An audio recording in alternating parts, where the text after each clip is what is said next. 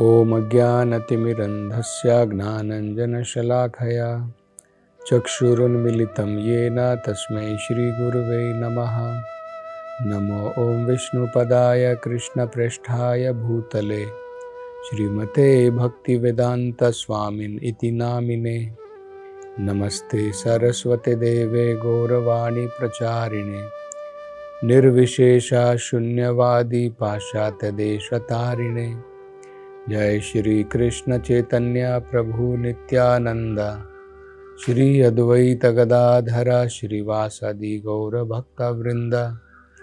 हरे कृष्णा कृष्ण कृष्णा हरे हरे, हरे राम राम राम हरे हरे।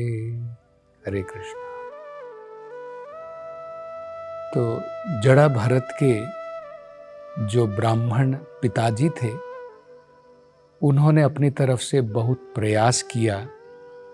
जैसे कोई भी पिता वो चाहता है कि उसकी संतान पढ़ लिख करके इस भौतिक संसार में सभ्य बने, तो उनके पिता ने भी प्रयास किया। वो अनजाने थे कि ये सब महाराज भरत अपने पुराने जीवन में कर चुके हैं। अब उनको इस प्रकार के वैदिक अध्ययन, संस्कार, ब्रह्मचर्य के नियम, इन सब की कोई आवश्यकता नहीं थी। वो भगवान की भक्ति में बहुत आगे बढ़ चुके थे।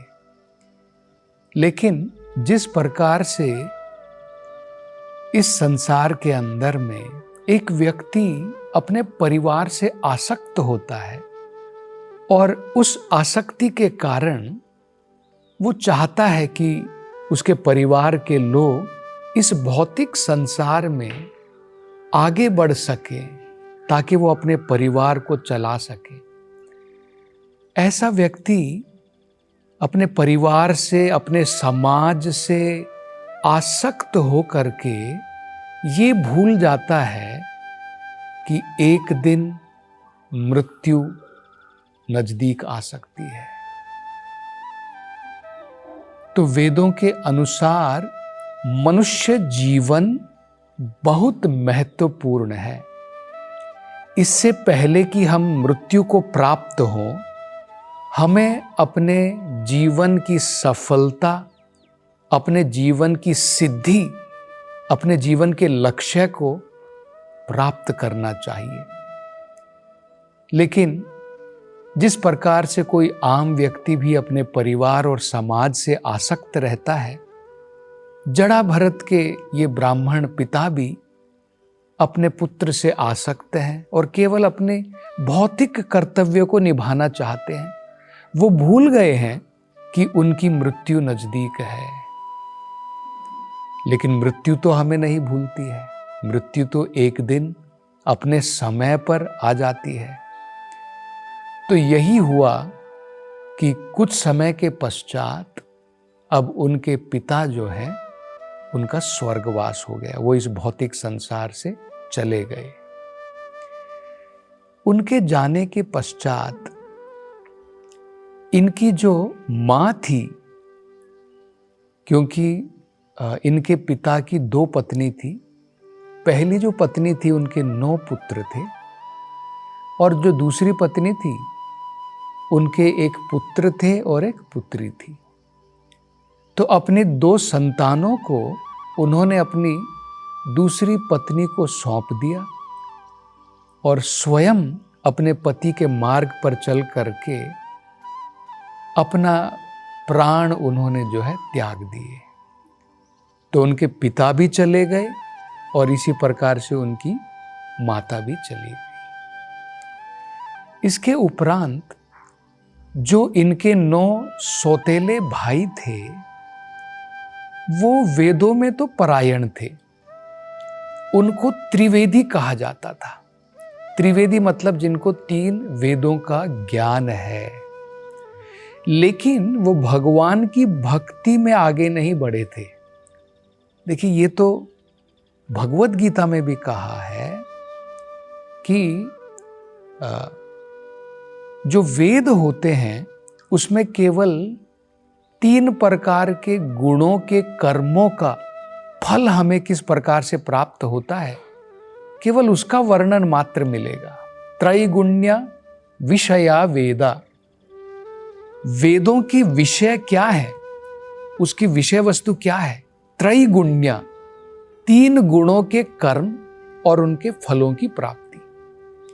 इसलिए भगवान अर्जुन को क्या कह रहे हैं, निस्त्रैगुण्य भवा अर्जुना, हे अर्जुन तुम्हें इन 3 गुणों से बाहर आना है।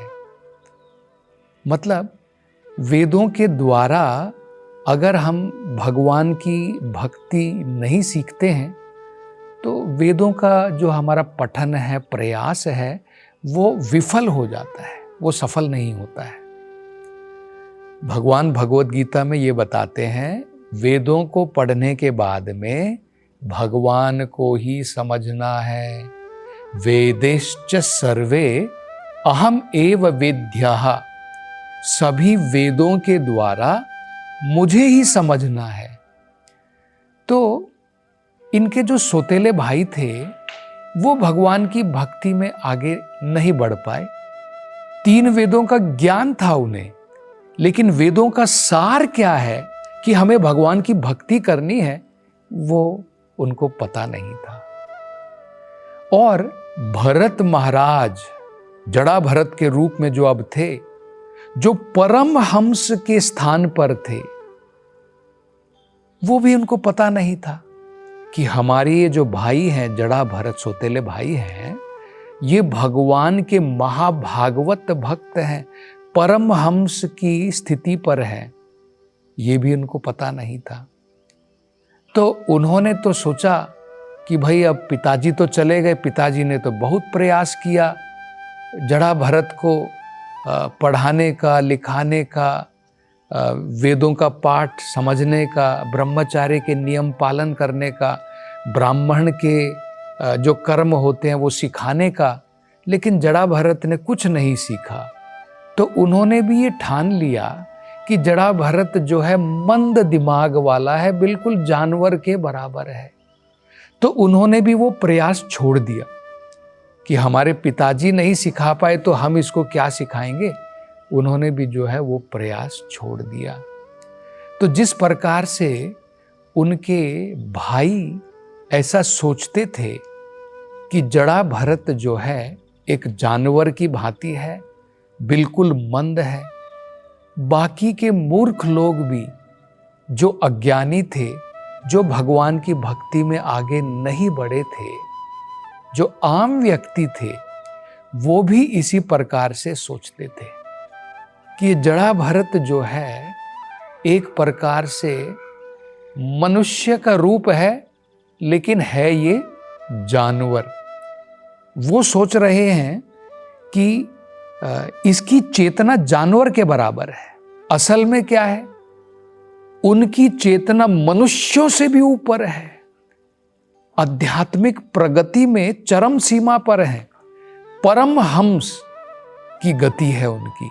ये उनकी समझ में नहीं था, क्योंकि बाहरी रूप से जड़ा भरत जो है वो मानो मूक हैं, मानो बहरे हैं, मानो अंधे हैं, मानो पागल हैं, इस प्रकार से रहते थे। तो लोग भी ऐसा सोचते थे कि ये तो बहरा है, ये तो अंधा है, इसको कुछ दिखाई नहीं देता है, इसको कुछ सुनता नहीं है, इसको कुछ समझ में भी नहीं आता है। वो इस प्रकार से सोचते थे। तो वो क्या करते थे, इस प्रकार से अनेकों प्रकार से जड़ा भरत को उनका अपमान करते थे। जैसे जड़ा भरत का जन्म तो ब्राह्मण के घर में था, लेकिन असल में वो ब्राह्मण से भी ऊपर परमहंस भक्ति के मार्ग पर थे। ये तो लोगों को पता नहीं था। वो सोचते थे कि ये ब्राह्मण के घर में जन्म लिया है, लेकिन शूद्र से भी कम है। तो उसका इस प्रकार से अपमान करते थे कि ये ब्राह्मण नहीं है, ये ब्रह्मा बंधु से भी नीचे है। और कई बार जड़ा भरत जो है खाने के लिए कोई इस प्रकार से अत्याधिक प्रयास नहीं करते थे। जो भगवान की व्यवस्था के अनुसार जो उनको मिल जाता था, दान में, कई बार दान में उन्हें जो है भोजन अधिक मात्रा में मिल जाता था और कई बार दान में उन्हें भोजन जो है बिल्कुल कम मात्रा में मिलता था। कई बार जो उन्हें भोजन प्राप्त होता था वो बहुत स्वादिष्ट था और कई बार ऐसा भोजन प्राप्त होता था जो बिल्कुल फीका हो, जिसमें कोई स्वाद ना हो, जो बिल्कुल नीरस हो। लेकिन फिर भी जड़ा भरत जो है उनके मन में इस प्रकार की कोई ग्लानि नहीं थी, क्योंकि वो भोजन केवल अपने शरीर और आत्मा को साथ रखने के लिए ग्रहण करते थे। उनका ये विचार नहीं था कि भोजन को खा करके मैं अपनी इंद्रियों को तृप्त करूंगा। तो ये बड़ा महत्वपूर्ण है, ये भगवत गीता में भी बताया है। भगवत गीता में कहा है कि हमें आहार और विहार इन सब में कंट्रोल रहना है, नियंत्रण रहना है। रूप गोस्वामी भी बताते हैं, अत्याहार प्रयासश्च, जो व्यक्ति जरूरत से ज्यादा खाता है और जरूरत से ज्यादा, अत्याहार प्रयासा, जरूरत से ज्यादा प्रयास करता है इस शरीर की देखरेख के लिए, वो व्यक्ति भगवान की भक्ति में आगे नहीं बढ़ सकता है।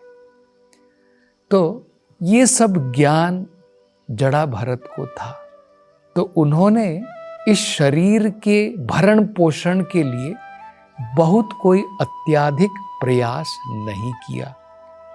जो भगवान की कृपा से समय के अनुसार जो उनको अपनी डेस्टिनी के अनुसार, कर्म के अनुसार प्राप्त हो जाता था, वो उसी में संतुष्ट रहते थे।